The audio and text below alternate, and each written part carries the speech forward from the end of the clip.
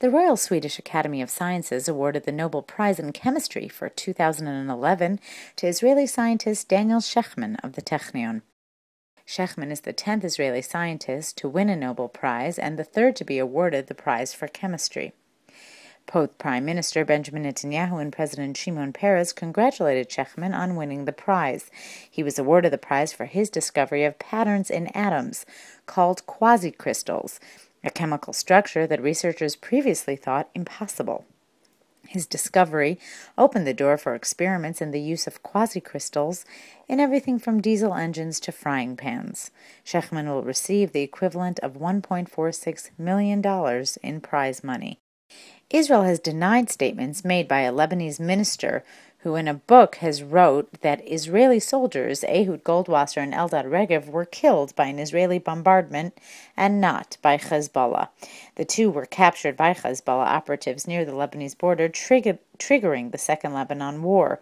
A statement released by Prime Minister Benjamin Netanyahu's office called the claims made by the Lebanese Health Minister Ali Hassan Khalil in his memoirs on the Second Lebanon War, stating the two were killed by an Israeli bombardment as baseless. Khalil accused Israel of killing the two.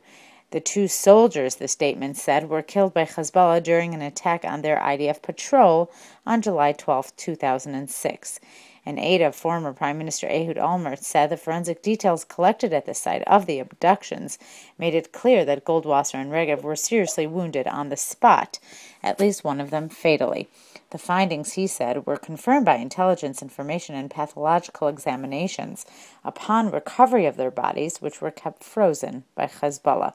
The bodies of the two soldiers were returned to Israel as part of a prisoner exchange in July 2008.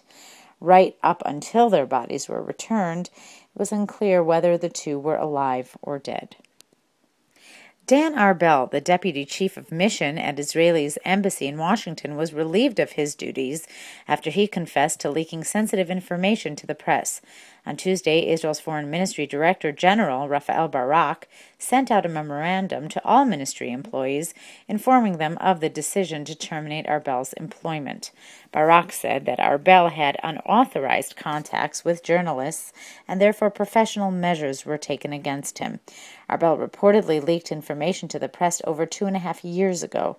He has been employed at the Ministry of Foreign Affairs for over 20 years.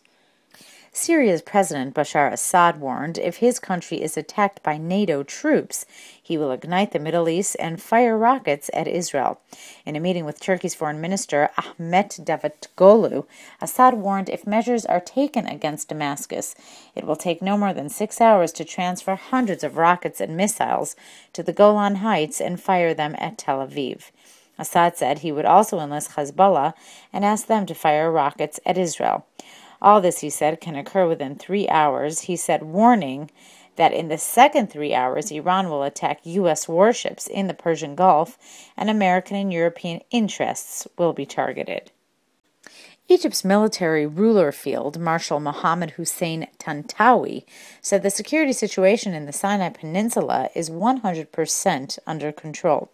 Tantawi made the comments during a recent visit to Cairo by U.S. Secretary of Defense Leon Panetta, who expressed concern over the situation in the Sinai. In a meeting between the two, Panetta stressed the need to maintain security in the Sinai and prevent attacks against Israel and also prevent the harming of the pipeline, which supplies gas to Jordan and Israel. Israel allowed Egypt to deploy over 1,000 troops in the Sinai to combat terror after terrorists infiltrated the Israeli-Egyptian border in August and launched a series of terror attacks, killing 8 Israelis. Last week, unknown assailants blew up the natural gas pipeline for the 6th time this year.